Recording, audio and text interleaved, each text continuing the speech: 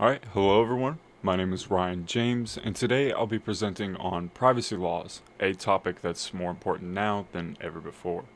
With personal data being collected and processed constantly from websites, apps, and even smart devices, laws that protect privacy are crucial. In this talk, I'll cover what privacy laws are, how they help organizations and individuals, as well as the benefits and challenges that they bring.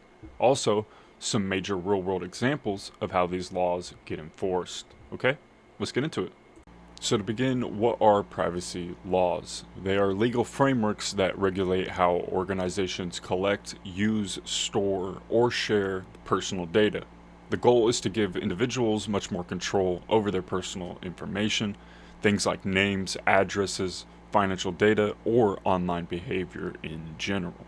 Some major examples include, first, GDPR. This is Europe's General Data Protection Regulation. Then we have CCPA, which is the California Consumer Privacy Act. HIPAA, or HIPAA, U.S. law protecting medical data. FERPA, which is similar to HIPAA, but it protects student records. These laws vary by region and industry, but they all focus on transparency, user rights, and accountability. Now, privacy laws are directly tied to cybersecurity. By requiring companies to protect their data, they force organizations to take security very seriously. Things like encryption, access control, and breach notification policies. These laws don't just protect the people whose data is being collected, they also help organizations stay compliant and avoid massive fines. Without privacy laws in place, companies would have little incentive to protect sensitive information, and users would therefore have no legal recourse if their data were mishandled.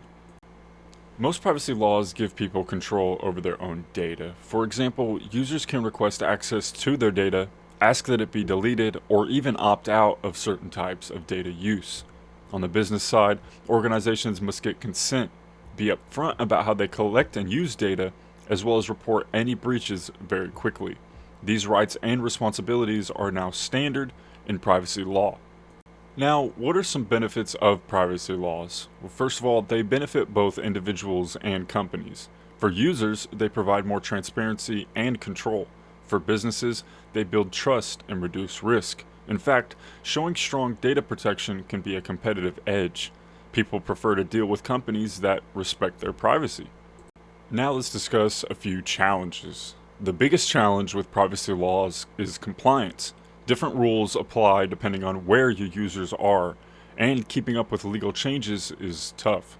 Also, updating old systems to support things like deletion requests or opt-outs can be pretty expensive and time-consuming, but avoiding compliance is a complete risk all in itself. Now, here are a few real-world examples of privacy laws in action.